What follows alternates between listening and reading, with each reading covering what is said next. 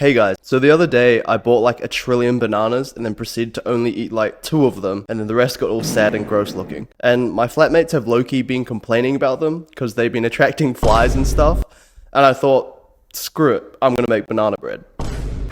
For a bit of context, I'm absolutely terrible at baking and cooking. So in today's video, I found a viral TikTok banana bread recipe that I'll be following. I've been watching a lot of Future Canoe videos lately, and their confidence in these recipes makes me feel confident that I can do the same. I chose banana bread in this recipe because look at it. It looks so easy to make with barely any ingredients and only like 15 steps of adding stuff to a bowl. I should be fine. Oh my. So let's get into it. To start, the recipe asks for 3 bananas, but I had 6.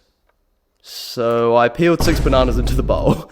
The idea was double the bananas, double everything else. This is where I realized everything was about to turn sideways, as I had bought ingredients specifically for this recipe. Step 1, mash the bananas until they form this texture shown in their photo. I don't know why, but this was way harder and weirder than I thought, and mine turned out to be super lumpy.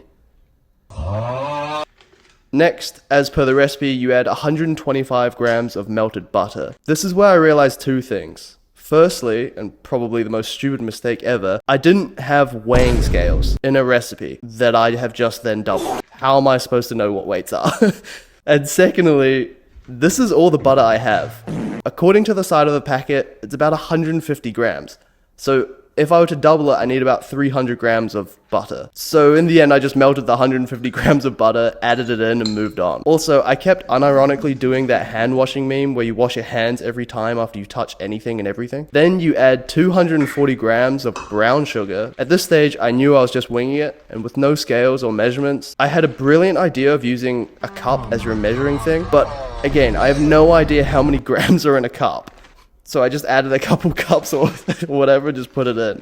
Then you got to wash your hands for the millionth time.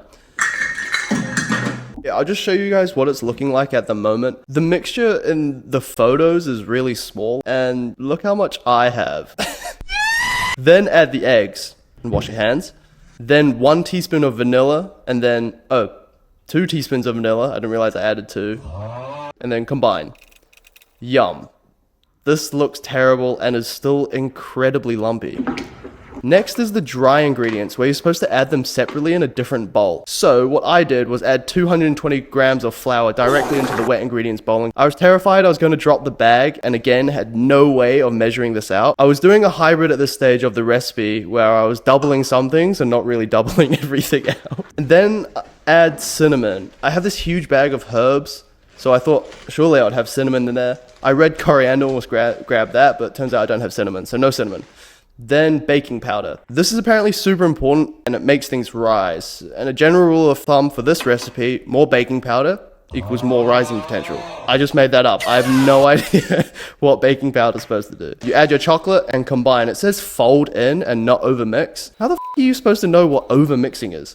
Add to a greased pan and draw a pattern with your finger. I don't know, I was trying to make it look a little bit nicer. Add and, steal some fancy chocolate as decoration, as you used up all of the chocolate beforehand. You're supposed to like cover it, the top, with chocolate chips. And whack it in the oven at 175 degrees Celsius or 350 degrees Fahrenheit for 50 to 60 minutes. Both you and I are both wondering at this stage how this will turn out. And wow, this actually looks so much better than I was expecting, and has risen really, really well. Probably thanks to the doubled amount of baking powder that I put in.